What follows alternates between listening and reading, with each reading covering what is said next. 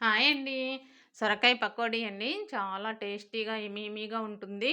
ఇక్కడ దానికోసం సొరకాయని తీసుకొని ముక్కలు ముక్కలుగా కట్ చేసుకొని ఇలా తురిమేసుకోవాలండి.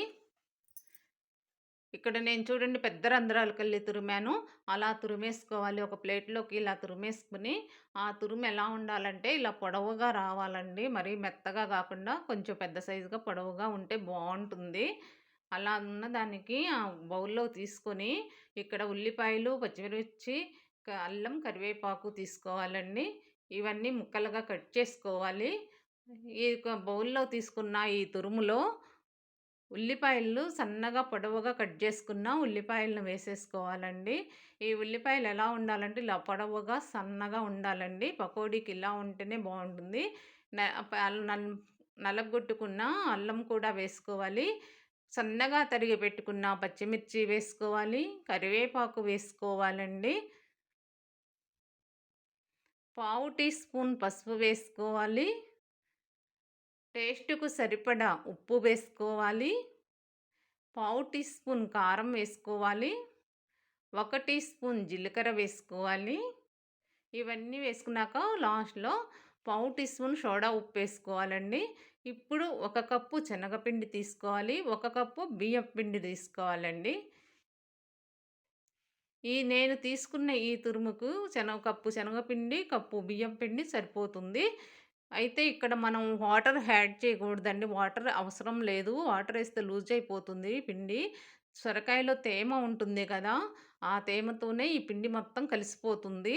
ఇవన్నీ ఇలా మనం ప్రెస్ చేస్తూ గట్టిగా కలిపేసుకోవాలి.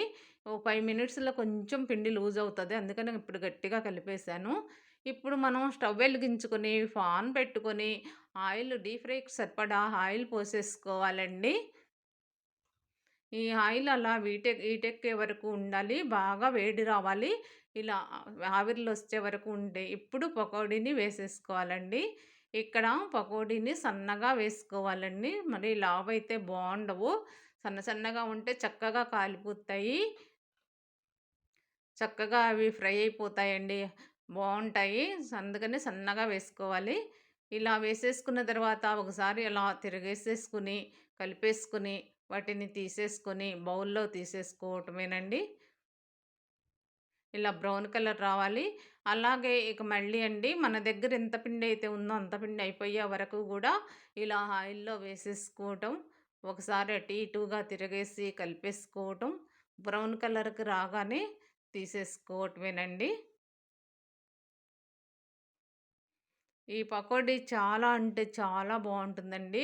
గారెల కన్నా సొరకాయ గారెలు తినే ఉంటారు గదా! వాటికన్నా గూడా ఇవి టేస్ట్ ఉంటుంది. ఎందుకంటే ఇక్కడ ఉల్లిపాయ ఎక్కువ వాడుతున్నాం కదా! అందుకని మనకు చాలా టేస్ట్ ఉంటుందండి. చాలా బావుంటాయి. ఒకసారి ట్రై చేసి చూడండి.